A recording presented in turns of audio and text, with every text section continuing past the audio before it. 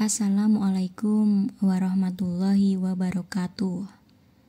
Ketika cinta Amanda dan Jaka Wulung tak bisa bersatu karena perbedaan status dan zaman, kisah mereka berakhir dalam tragedi berdarah. Amanda, seorang noni Belanda, dibantai oleh tentara Jepang, mengalami siksaan yang tak terperi sebelum akhirnya tubuhnya dikubur di bawah rumah tua yang masih berdiri kokoh hingga kini. Rumah itu menjadi saksi bisu, menyimpan dendam dan kepedihan, menjadikannya tempat yang tak bisa dihuni siapapun. Namun, Gandara berbeda. Ia tak hanya bertahan tinggal di rumah itu, tetapi juga berusaha menguak misteri yang selama ini terkubur. Apa yang sebenarnya terjadi di rumah tua Amanda? Dan akankah ia mampu menyelesaikan kisah yang terputus dengan cara yang seharusnya? Daripada penasaran, langsung saja ke ceritanya. Gandara mendengar tentang rumah tua yang terkenal angker. Tanpa gentar, ia memutuskan untuk membelinya. Meskipun banyak orang yang memperingatkannya tentang kejadian-kejadian aneh yang menimpa penghuni sebelumnya. Sejak malam pertama, Gandara mulai mengalami kejadian-kejadian ganjil. Langkah kaki tanpa sosok, suara tangisan lirih, dan bayangan putih yang melintas di lorong. Seorang tetua desa menceritakan sejarah kelam rumah tersebut, tentang Amanda dan nasib tragis yang menimpanya. Suatu malam, lantai kayu di ruang utama tiba-tiba mengeluarkan bercak darah yang samar. Saat mencoba membersihkannya, bercak itu justru semakin melebar. Gandara mulai mendengar bisikan halus saat ia tertidur. Kata-kata yang samar meminta sesuatu yang tak bisa ia pahami sepenuhnya. Saat melihat ke cermin tua di ruang tamu, Gandara melihat bayangan seorang wanita dengan gaun putih panjang yang menatapnya dengan mata penuh kesedihan. Melalui dokumen tua dan peninggalan sejarah, Gandara menemukan jejak kisah Amanda dan Jaka Wulung. Cinta mereka yang tak sampai justru membawa kutukan bagi rumah itu. Gandara menyadari bahwa Amanda masih terperangkap di rumah itu. Rasa sakitnya begitu kuat hingga merasuki setiap sudut rumah. Dalam mimpi, Gandara bertemu dengan sosok Jaka Wulung yang terlihat penuh penyesalan. Ia meminta bantuan untuk menyelamatkan Amanda dari kegelapan yang membelenggunya. Gandara mencari tahu tentang lokasi jasad Amanda.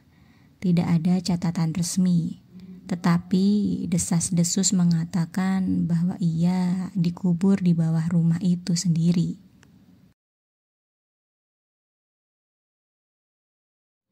Dengan bantuan seorang sahabat, Gandara mulai menggali bagian rumah yang terasa paling menyeramkan.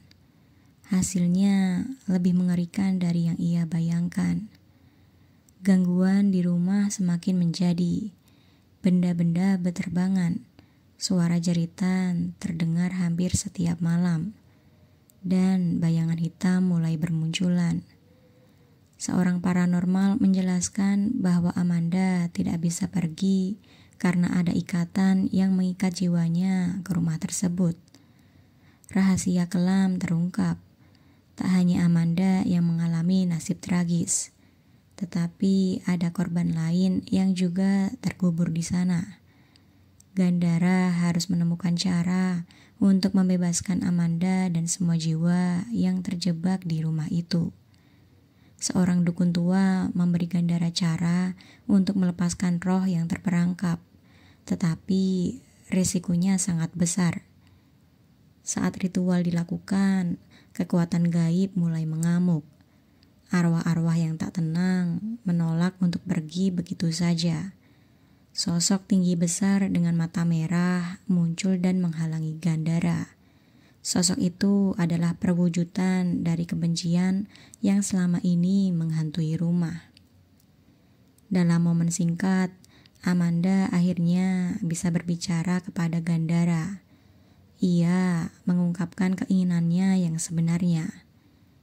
Jaka Wulung juga hadir dalam bentuk roh, ingin meminta maaf kepada Amanda. Akankah ia diterima?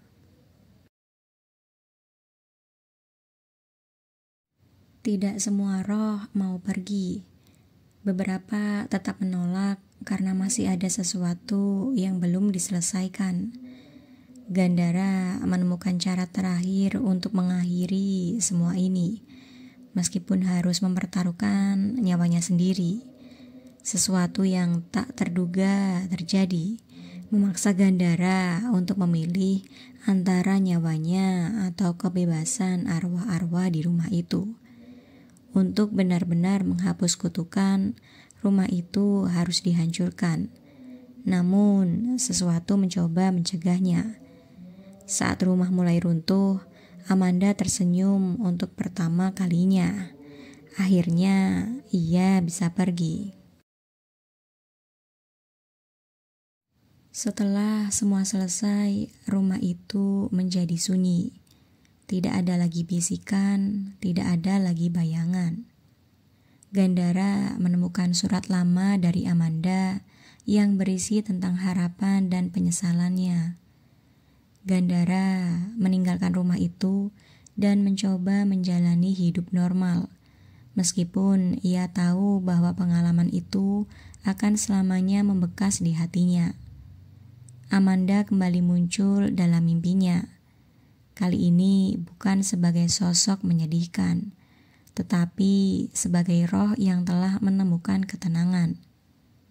Meskipun rumah itu kini kosong, orang-orang masih membicarakannya. Apakah semua benar-benar telah berakhir?